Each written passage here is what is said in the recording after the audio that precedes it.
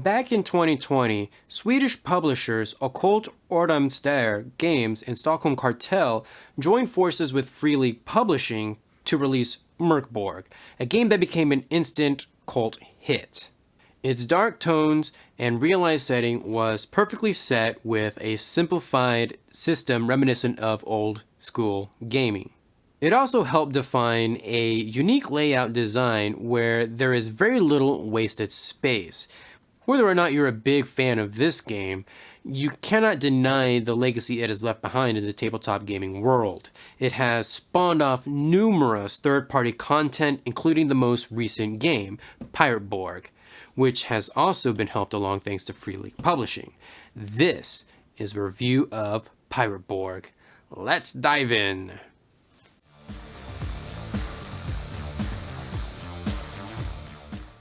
So here we have Borg, written, illustrated, and layout designed by Luke Stratton. This was published in 2023 after, I believe, a Kickstarter campaign from Free League. And so let's turn this book around and take a look at the back. There is a darkness upon the sea. These tranquil islands betray the horrors that brave unfolded in the dark Caribbean, and a constant state of war has spawned a new breed of outlaw, the pirates. But fouler things than men plague these waters, hordes of undead, ships of bone and flesh, nameless terrors lurking in the deep, but not the devil himself can save a man from his own greed. Very nice and atmospheric. I actually do like that. And something about these types of books, whether it's Borg, Cyborg, or even Borg, a lot of these OSR books or these books that implement that design philosophy have the inside covers with actual helpful material. So here we have some randomized tables like looting the body, or what do you do when you're carousing, even some weather tables. And on the back cover, we actually have all of the information about combat, whether it's naval combat, performing ability tests, and actual physical combat. So that's actually really nice. I really love it when books go out of their way to make the inside covers interesting, whether it's, some sort of a graphic to kind of get you in the mood, like Fallout has the Please Stand By television graphic on the insides of their covers, but when they can, I really do appreciate when they include things like the how to play sections. So let's pop this open and let's talk about character creation. Character creation is actually very simple. You'll be rolling on random tables for most of it. And so there are 5 different steps to creating a character. We have roll on each table on this page, so you're going to actually determine what your starting gear is, not so much as your equipment, like your armor, clothes, and weapon, but some extra things that your person has. Then we'll roll for our ability scores. Then we'll choose or roll a d6 for a class, although there are 2 optional classes, so you could bump that d6 up to a d8 if you want to include those optional classes. When we've determined what our class is, we'll roll for our starting hit points, for our weapon, clothing, and or hat, and our starting devil's luck. After we get through choosing a class, we'll go ahead and roll on some random tables on pages 56 through 61, and that serves as our background information. Just some extra things, some quirks that your pirate may have, and those types of things. And then we get to finally name our pirate. The only aspect that really requires you to place anything is the generation of ability scores. I really like that you only ever need to refer to the modifier for each ability, which ranges from -3 to +3. There are 5 different abilities. We have strength, agility, presence, toughness, and spirit. Strength is when you're wanting to crush, lift, strike, or grapple things. Agility is when you defend, when you're trying to balance, swim, or flee. Presence is kind of a weird one because ranged weapon is in that ability. So whenever you want to attack with a ranged weapon, you're going to use presence. It also encompasses anything that includes smarts, or when you're trying to perceive something, or even when you're trying to charm somebody. So presence is the weird ability, in my opinion. Then we have toughness, which is for drinking grog, holding your breath, or surviving a fall. And then last but not least, we have spirit, which is your willpower whenever you want to use relics or when you're trying to cast rituals. After that, we get to choose what our main class is. And remember, there are 2 optional classes. And so, the 8 classes that you can play in Pirate Borg include the Brute, who is a tough melee combatant prone to fits of rage. You have the Rapscallion, who's a sneaky cutthroat scallywag good for backstabbing, breaking and entering, stealing and cheating and escaping. Then you have the Buccaneer, who's a skilled tracker and survivalist, and they're actually expert sharpshooters with their muskets and rifles. The Swashbuckler is, well, they're kind of like your basic fighter class, although they do have access to these really cool fighting styles, so definitely like your D&D fighter class. And then we have the Zealot, who is a clergy member, a cultist, a shaman, or a believer, whatever you want to call them. They're like your holy type characters for this setting. And then we have the Sorcerer, an eldritch occultist, frail and enigmatic. They are conduits of meddlesome natural spirits and devious necromantic entities. And then we have our first optional class, the Haunted Soul, so a possessed, infected, cursed, trouble, or undead individual. And when you select this class, you actually get to roll a d6 to determine whether you're a ghost, a conduit, an eldritch mind, a zombie, a vampire, or a skeleton. And then you have the Tall Tale. The Tall Tales they're like your merfolk, your aquatic animals, and then some of your sentient animals. And so you do get to roll for which aquatic mutant you are, so either anglerfish, crab, jellyfish, octopus, sea turtle, electric eel, shark, or the great old one. That'll be interesting. Or you can be a sentient animal with access to being a fowl, a crocodile, a parrot, a jaguar, a rat, or a monkey. Still gotta call out the monkey with the sword, that's awesome. Each class is unique from each other, but each will provide you with a shift in ability modifiers, starting HP, starting equipment, which could be any variation of clothing, hat, and/or weapon, and Devil's Luck.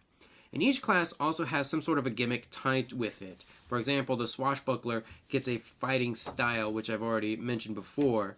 The Rapscallion gets a different specialty when they create their character, and when they also gain experience. So you actually roll a d6, and that is like your specialty or whatever. And then sometimes you'll also have to roll on this Joker table. So for example, on Lucky Devil, whenever you use the Devil's Luck, draw a card, and then on a 9+, regain 1 luck. On a Joker, you're going to roll on the Joker table. And there's some things that can happen with that. Once you've selected or rolled for your class, you roll on a few tables to flesh out their background. These tables provide your character things like a distinctive flaw, physical trademark, idiosyncrasies, an unfortunate incident or condition, and a thing of importance. These are just ways to better differentiate your pirate from the rest of the crew. And I actually really do like these. I like some of the options here. Some of them are really wacky, and some of them are weird, and then some of them are like for those die-hard role player type players who really want to play like as that crazy pirate. Yeah, I know who you are. I really like how quickly character creation can be in Merc Borg and Pirate Borg, but I don't really care for how the layout is presented here in Pirate Borg. It's just mixed up with how to play information, and it really just interrupts the flow of the process. Pirate Borg, like Merc Borg, is a D20 based game that revolves around adding your ability modifier to whatever task you're about to attempt. Speaking of which, there are no skills here, which makes for quick and easy gameplay. Attacking uses either strength for melee or presence for ranged at a DR of 12. When a PC is being attacked, they roll a defense, agility DR of 12. If you fail the defense roll, then you roll the die indicated by your armor's tier and subtract that damage. I should mention that the GM or the keeper or the narrator, I forget what they call it here, we never get to roll the dice in this game. Or if we do, very little. The only thing I'm not really sold on is initiative. But then again, I'm not a fan of group initiative where the PCs either go first or last. I like the mix of having, maybe one or two PCs go first and then the enemy gets to go. I like that kind of randomness. And you can certainly play it that way. It's just an agility plus a d6 roll. What really sets Pirate Borg apart from the likes of Merc Borg is naval combat. I mean, we are pirates after all. Ships have several stats and abilities, which is really cool. Like, you got HP, you got hull, which is like armor, agility, speed, skill, broadsides, which is the damage the main cannons deal, small arms for swivel guns, ram damage, crew and cargo, like how much cargo you can carry, things like that. There's actually a section in the character sheet for all of your ship stats and things of that nature. So during combat, the captain uses their action to move the ship its speed in hexes. That's right, you're going to want to use a map for ship combat because it's all about positioning here. After the captain moves the ship, non-captain PCs take one crew action each. And the different crew actions include firing the broadside cannons, firing the small arms cannons, sailing full sail, so test ship agility plus the PC agility, DR12, move one extra hex, so a way of getting around faster. You can come about to rotate one extra hex space, drop anchor, weigh anchor, repair to a certain degree, boarding party. So if you're touching another ship, the crew may board and attack. You can ram the ship or something else like use a relic or a ritual. Inspire the crew or hide when things get really bad. If you don't have at least 2 crew, you can still take up to 2 crew actions total for those smaller ships. To me, this is where Pirate Borg really shines. The rules for naval combat are extensive, as it should be because we're pirates. To keep things fresh, there are quite a number of ships to procure. We have things like the raft, a dinghy, a canoe for your smaller vessels, and a longboat, a piragua, tartine. We have the sloop, brigantine, the flute, the galley, the frigate, the galleon. And then we get some of the big stuff, like the man of war, the ship of the line. We have some forts as well, even though that's not a ship. We have ghost ship, we have a ship of bones, and then we have a vessel from the deep. In case you want to go Davy Jones and Pirates of the Caribbean on your players. So what does the GM get to play around with? Well, let's start with the NPCs. A lot of the NPCs are undead.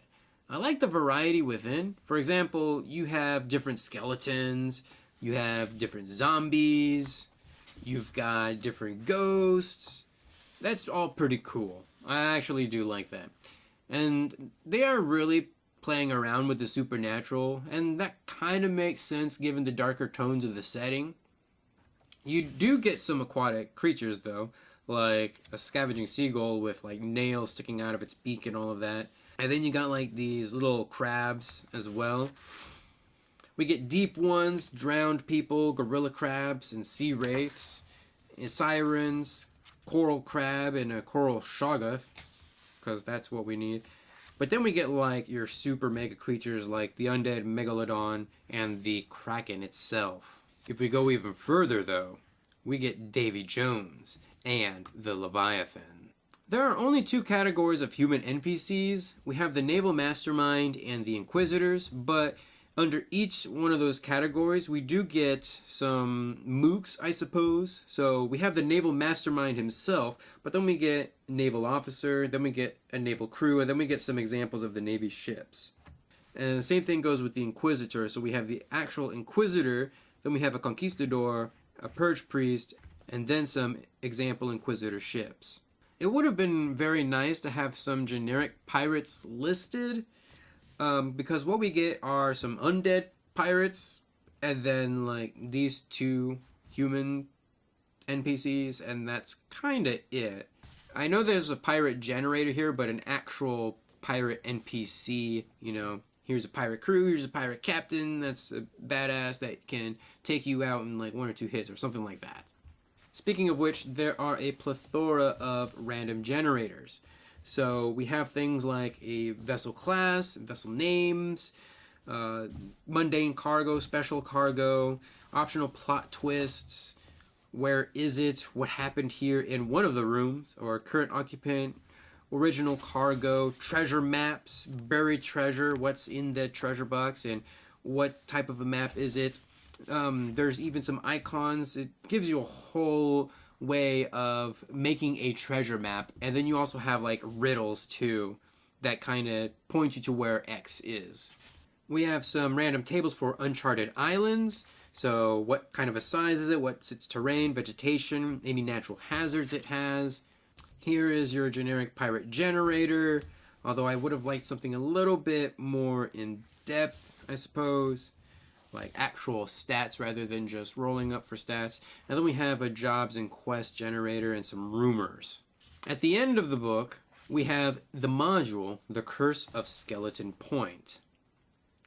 This is an NPC dossier, dungeon crawl. Really, it's a sandbox of mixed ideas for an island that is perfect for introducing new players to the setting and game of Pirate Borg. My favorite is actually Skeleton Point itself, which serves as the island's fort and for some reason has a ship stuck on one of the fort's towers, which is very cool. I really do like all the maps that are included, and of course there are all sorts of generators to roll for, like rumors and things of that nature.